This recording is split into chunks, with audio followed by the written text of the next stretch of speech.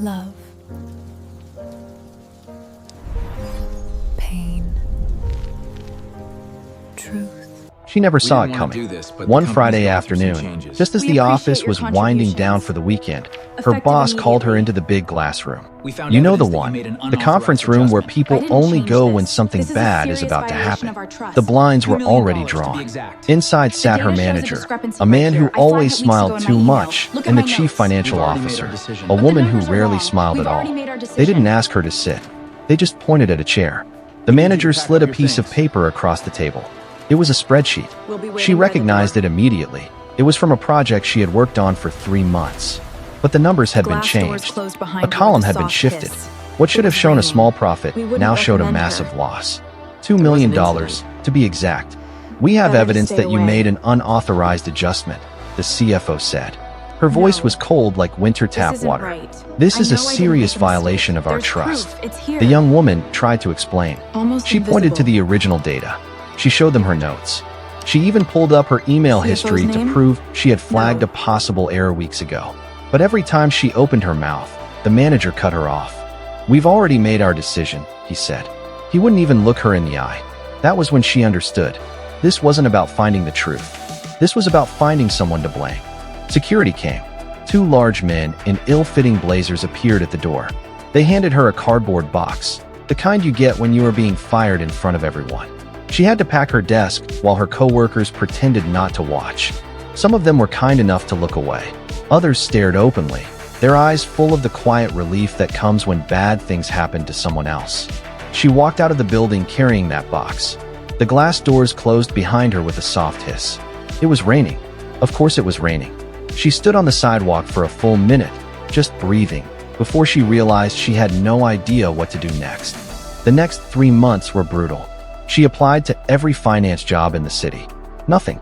A few recruiters called back, but as soon as they did a background check, the line went silent. Someone at her old firm had put a mark on her file. Not an official one. Nothing she could sue over.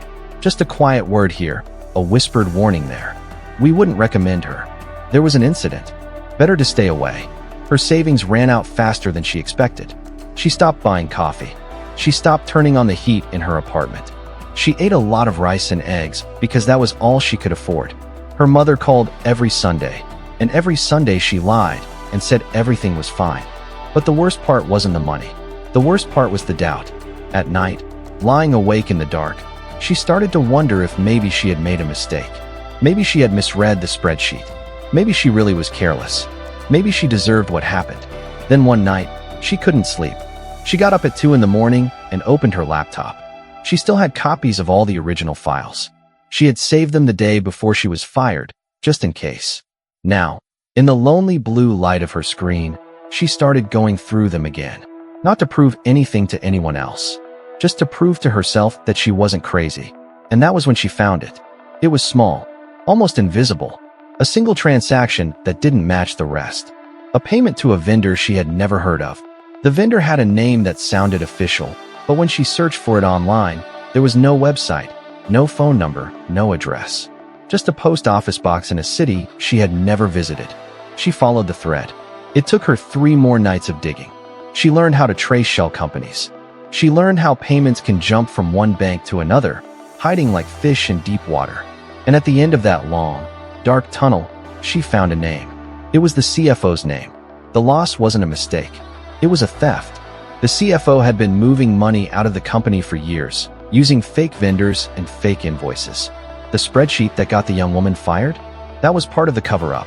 The manager had helped change the numbers to hide the real crime. They needed a scapegoat, and she was the easiest one to blame. She sat back in her chair. Her heart was pounding so hard she could feel it in her throat. She had proof. Real proof. Bank records, email chains, a beautiful trail of digital evidence that connected the CFO to the stolen money. But what could she do? Go to the police? She had no money for a lawyer. Go to the media? They would want her real name, her real face. And she had seen what happens to people who speak up. They get crushed. So she did nothing. She saved the files on a USB drive and put it in a safe deposit box at a bank across town. Then she went back to eating rice and eggs and pretending everything was fine. 3 more weeks passed. Then, on a Tuesday morning, Her phone buzzed with an email that made her stomach drop. It was from her old manager. The subject line read, "You're invited to our annual legacy night." She almost deleted it, but something made her open it. The email said the company wanted to honor past employees who had contributed to the firm's journey. There would be a dinner, a speech, a photographer. Everyone from the old team would be there. She knew what this really was. It wasn't an honor. It was a trap. They wanted her to come back so they could humiliate her one more time. Maybe they planned to make her stand up and tell her story as a warning to others. Maybe they just wanted to see her squirm. Either way, they expected her to say no. They expected her to hide. For the first time in months, she smiled. She wrote back, "I would be honored to attend." Then she went to the safe deposit box and took out the USB drive. She also took out a second drive, one she had prepared in secret. It contained everything. Every transaction, every email, every piece of proof that would bring down the CFO and the manager who had protected her. She didn't know yet if she would use it, but she wanted to have it with her when she walked into that room, because they had called her back to humiliate her, but they had no idea what she was carrying in her purse. That was the secret they never expected. The night of the gala arrived faster than she expected. For 3 days, she had done nothing but prepare. Not her dress. She didn't have money for a new one. Not her hair. She couldn't afford a salon. What she prepared was much more important. She rehearsed what she would say. She organized the files on her USB drive into a simple, clear order. And she made peace with the fact that after this night, nothing would ever be the same. The event was held at a fancy hotel downtown. The kind of place where a single glass of wine cost more than her weekly grocery budget. She took the bus to get there. The bus dropped her off 2 blocks away, and she walked the rest of the way in a pair of black heels she had worn to her college graduation 5 years ago. Her dress was plain, dark blue, and slightly wrinkled from being stored in a suitcase. She looked nothing like the other guests, who arrived in limousines and designer gowns. But she wasn't there to look pretty. She was there to remind them that they had made a terrible mistake. The lobby was already crowded when she walked in. Old co-workers stood in small circles, laughing and holding champagne glasses. A few of them recognized her immediately. Their faces did a quick dance, surprise, then discomfort, then a fake smile. One woman she used to eat lunch with every day turned her back and walked away. Another man gave her a weak nod, then pretended to take a phone call. She didn't blame them. They were afraid. The company had told everyone she was a liar and a thief. Talking to her could mean losing their own jobs. So she smiled anyway and walked toward the main ballroom. The ballroom was enormous. Crystal chandeliers hung from the ceiling. A long stage stood at the front, decorated with the company logo in giant silver letters. Tables were covered in white cloth and set with gold-rimmed plates. And at the head of the room, standing near the stage, was her old manager. He was laughing with someone, a glass of whiskey in his hand. He looked happy. He looked like a man who had won. Then he saw her. For just a second, his smile froze. He hadn't actually expected her to come. The invitation was supposed to be a power move, a way to remind her that she was nothing. But here she was, standing in his perfect party, wearing her wrinkled dress and her tired shoes. He recovered quickly. He raised his glass to her. "So glad you made it," he said, but his eyes said something very different. Behind him, the chief financial officer appeared. She was wearing a stunning red gown and more diamonds than the young woman had ever seen in one place. The CFO looked at her the way you might look at a stray dog that wandered onto your lawn, with mild annoyance and complete confidence that someone else would handle it. The dinner began. The young woman was seated at a table in the very back corner, as far from the stage as possible. The other people at her table refused to make eye contact. They talked across her, over her, around her. She didn't mind. She wasn't hungry anyway. She just sat with her purse on her lap, her fingers resting on the USB drive hidden inside. After the meal, the lights dimmed. The manager walked onto the stage, beaming. He thanked everyone for coming. He told stories about the company's success. And then his voice changed. He adopted a playful, teasing tone. "Now," he said, "some of you might remember a certain person who used to work here. We invited her back tonight because, well, we thought you all deserved a good laugh." A few people chuckled nervously. Most of them knew exactly who he was talking about. "Come on up," he said, looking directly at her table. "Don't be shy. Come tell everyone what you learned after you left us." The room went quiet. All eyes turned to her. Some looked pitying. Some looked curious. Most just looked relieved that they weren't the one being called out. She felt the weight of 300 stares pressing down on her shoulders. Her hands started to shake. Her heart pounded so loud she was sure the person next to her could hear it. For a moment, she almost stood up and walked out. It would have been so easy. Just leave, go home, delete the files, and pretend this night never happened. But then she remembered the sleepless nights, the rice and eggs, the shame of lying to her mother, the way the security guards had watched her pack her desk like she was a criminal. She stood up.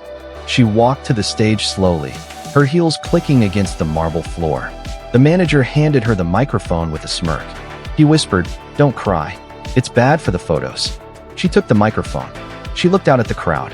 300 faces stared back, waiting for her to break down. Instead, she reached into her purse and pulled out a small remote control. "Before I say anything," she said, her voice surprisingly calm, "I want to show you all something." She clicked the remote. The giant screen behind her lit up. The first slide was simple. It showed the original spreadsheet, the one that had gotten her fired. But this time, she had highlighted the errors in bright red. "This is what I was blamed for," she said. "A $2 million mistake." She clicked again. The next slide showed the same spreadsheet, but with the corrections she had tried to point out 3 months ago. And this is what the real numbers looked like. A murmur rippled through the crowd. People leaned forward in their seats. She clicked again. This time, a bank statement appeared. Then another. Then an email chain. Each slide told a piece of the same story. She spoke slowly, clearly, walking the audience through every step. She didn't raise her voice. She didn't point fingers. She just presented the facts like a teacher giving a lesson. "There was never any mistake," she said. "The loss was planned. The money was moved to a shell company. And that shell company traces back to an account that belongs to someone in this room." She clicked one last time. The screen filled with a single document. A signature. The CFO's signature. On a transfer authorization dated the same week the error was discovered. The room exploded. People gasped. Chairs scraped against the floor. Someone dropped a glass. The manager on stage turned white as a sheet. He tried to grab the microphone from her hand, but she stepped back. The CFO stood up so fast her chair toppled over. Her red dress seemed to glow under the lights. Her face, however, had lost all its color. "That's fake," she screamed. "She's lying. She hacked our system. Someone call security." But security didn't move. 2 men in suits who had been standing near the back of the room now stepped forward. They weren't the hotel security. They had been waiting for this moment. One of them pulled out a badge. "Ma'am," he said to the CFO, "we need you to come with us." The young woman set the microphone down on the podium. She didn't say another word. She didn't need to. The secret she had carried in her purse had done all the talking for her. The people who had called her back to humiliate her were now the ones standing in the spotlight. And the woman they had tried to destroy was finally free. The ballroom had turned into a storm. People were shouting, pushing toward the exits, pulling out their phones to record what was happening. The 2 men in suits, who were not hotel security but actual federal officers, had the chief financial officer by the arms. She was still screaming that it was all a lie, that the young woman had framed her, that someone should arrest the real criminal. But her voice cracked halfway through. The diamonds around her neck caught the light one last time before she was let out through a side door. The manager stood frozen on the stage. His whiskey glass had fallen and shattered near his feet. He looked at the young woman, then at the screen, then at the crowd. His mouth opened and closed like a fish pulled out of water. He tried to say something, maybe an excuse, maybe an apology, but no words came out. The head of the company's board was already walking toward him with a phone in his hand and a look on his face that promised nothing good. The young woman stepped down from the stage. Her legs were shaking. For the past 3 months, she had imagined this moment 100 different ways. Sometimes she saw herself crying. Sometimes she saw herself laughing. But now that it was actually happening, she felt nothing. Just a strange, quiet emptiness. The secret was out. The truth was in the open. And she had no idea what came next. She walked out of the ballroom without looking back. The hotel lobby was mostly empty now. Most guests had already fled or followed the commotion outside. A single janitor mopped the floor near the front doors. The young woman pushed through the glass doors and stepped into the cool night air. The street was quiet. A few cars passed. Somewhere in the distance, a siren wailed. She sat down on the curb. Her nice heels were killing her feet. She pulled them off and set them beside her. Then she just sat there, staring at the hotel lights, waiting for her heartbeat to slow down. Her phone started buzzing. Then it wouldn't stop. Old co-workers who had ignored her for months were suddenly texting her. "Are you okay? I always believed you." That was the bravest thing I've ever seen. She turned the phone face down on the pavement. She didn't want to read any of it. Not yet. The next morning, she woke up in her small apartment to the sound of a knock on the door. It was a reporter, then another reporter, then 3 more. Word had spread overnight.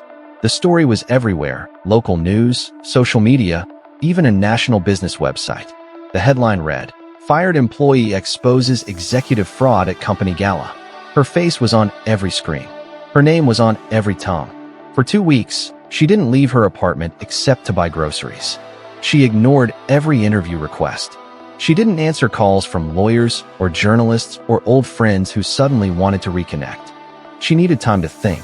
The company had offered her a settlement, a large one, enough to pay off her debt and live comfortably for a long time.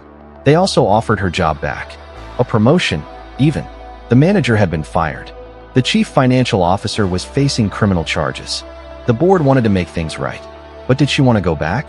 Could she sit in that same building, walk past that same glass conference room, and pretend everything was fine? She didn't know. One afternoon, she received a letter. Not an email, an actual handwritten letter. It was from a woman she had never met. The woman wrote that she had also been fired from a job for something she didn't do, that she had spent 2 years trying to prove her innocence, that she had lost her house, her marriage, almost her will to live. And then she wrote, "You gave me hope that the truth still matters." The young woman read that letter 5 times. Then she made a decision. She turned down the job offer. She took the settlement money, not because she wanted to be rich, but because she had earned it. Then she rented a small office in a quiet part of town. It was nothing fancy. 1 desk, 1 chair, 1 window that looked out at a brick wall.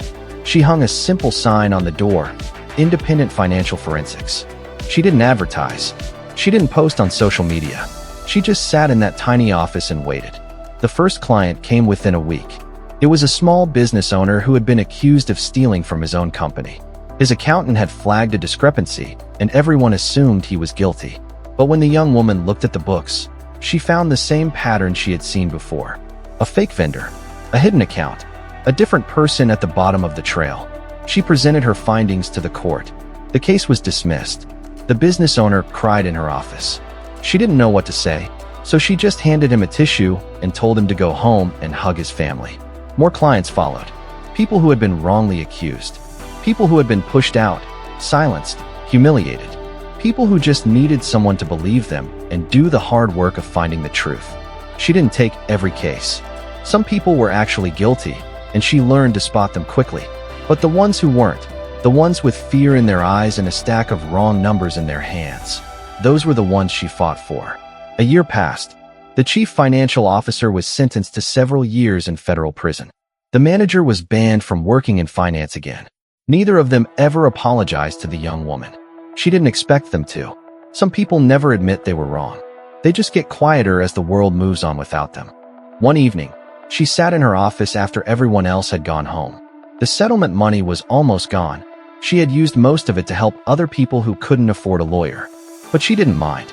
She had enough. A small apartment, a working laptop, a desk by a brick wall, and something she had lost a long time ago: peace. Her phone buzzed. A text from her mother. "I'm proud of you." She smiled. She typed back, "I know, Mom. Love you." Then she turned off the lights, locked the door, and walked out into the evening. The street was ordinary. A pizza shop, a laundromat, a man walking his dog. Nothing special. But to her, it was everything. Because she had almost lost this. The simple freedom of walking down a normal street, carrying nothing but her keys and her quiet heart. They had called her back to humiliate her. They had expected tears and begging. Instead, she showed up with a secret they never expected. Not just the USB drive, but the courage to use it. And in the end, that secret didn't just free her. It freed everyone who had been told to stay quiet, to stay small, to accept the blame for something they didn't do. She didn't become a hero. She didn't get a movie made about her life. She just became a woman who helped other people find the truth. And for her, that was more than enough. The story doesn't end with a big Hollywood finish. It ends the way most real stories end, quietly, with a person doing the next right thing. She walked to the bus stop, waited for the number 42, and went home. Tomorrow, there would be another case. Another person who needed help. And she would be there, at her little desk by the brick wall, ready to listen. That was the real secret. Not revenge, not fame, just the quiet, stubborn decision to keep going. And that is a secret no one can ever take from you.